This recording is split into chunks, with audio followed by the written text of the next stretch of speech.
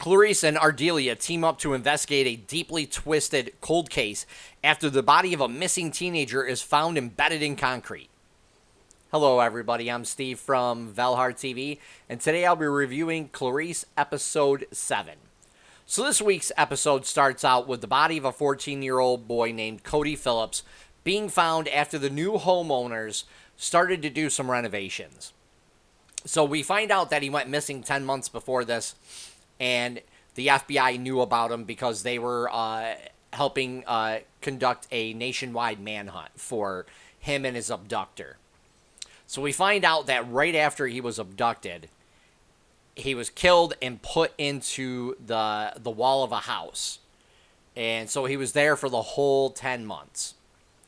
And before VICAP team can start investigating the Cody case, they all meet in Krendler's office, and Clarice comes in, and we find out that she came back a week earlier than she was supposed to. And we see that on Krendler's desk, there's a picture of his new divorce attorney. And Clarice comes up and sees the picture, as they're about to go investigate the Cody case. And Clarice identifies his lawyer as the guy who assaulted her in Woodhaven. Now, just before this, Krendler does ask her if she found a new therapist, and she says she's working on it. So I was a little confused because I thought last episode she did find a new therapist because she went to do the hypnotherapy. That's how she knew who the person was that's, hit her at Woodhaven. So I was kind of confused by that. But then Krendler doesn't even bat an eyelash and completely dismisses the fact that she just identified this guy when last episode she couldn't identify who it was to anybody. And he just completely dismisses it, being like, well, that's my new, divorce lawyer. You're wrong. You were drugged up, and instead of being like, well, how do you know that? And then questioning it, being like, well, if you found a new, therapist, then why did you say you didn't, So that whole thing kind of confused me. But, so he sends Clark and Clarice down to investigate the Cody case while he stays back and he deals with his lawyer. Even though it does kind of look like he has a suspicion, even when he's meeting with him. But he really dismisses it because he needs a divorce lawyer. And that's like the only one that he can find, or found him. And we see Clark really get emotional, though, at the crime scene of Cody. When they go in, they go to pull him out of the wall, and he gets real teary-eyed. And the case is really, really important to him.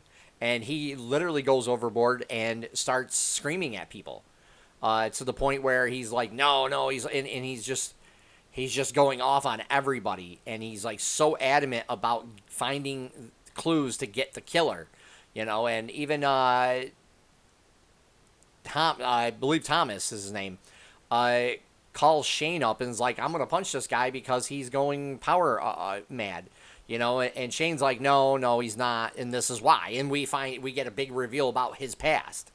So I thought that was good, but Clarice ends up calling up Ardelia and saying, hey, we just sent a DNA sample over from Cody, so we need you to keep an eye on it. And then when she gets back to the headquarters, Ardelia comes up and says, hey, we didn't get a match in our database, but we got a match from the cold case of a boy who went missing 12 years ago and had the same MO.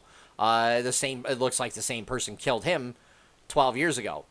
So as Clarice and Ardelia start to investigate, they go to the very first family of the boy from 12 years ago, and they get DNA samples from 3 people.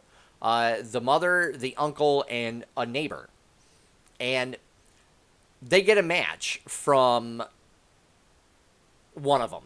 I don't want to spoil who it is, but they basically go and do the investigation, and they find out a real disturbing fact that points to why the killer killed the kids, like his motivation for it.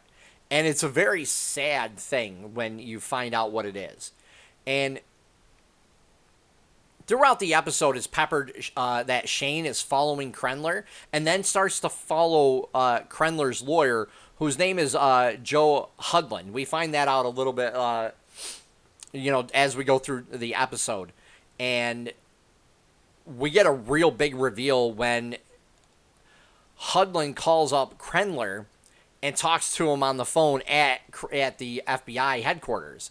And we see Krendler start to act real shady after the phone call, and he comes back and he addresses the VICAP team.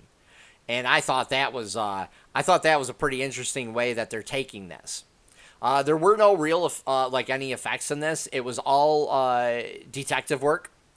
We had like Shane tailing a suspect, Hudlin basically taking pictures, things like that. And we had Clarice and Ardelia going out and actually finding clues and following those clues. So I thought that was a really interesting and good thing, too, because I do like the detective aspect of this. The acting wasn't bad either. We see Clark, again, he's starting to go a little crazy on people, yelling at everybody, and we end up finding out why.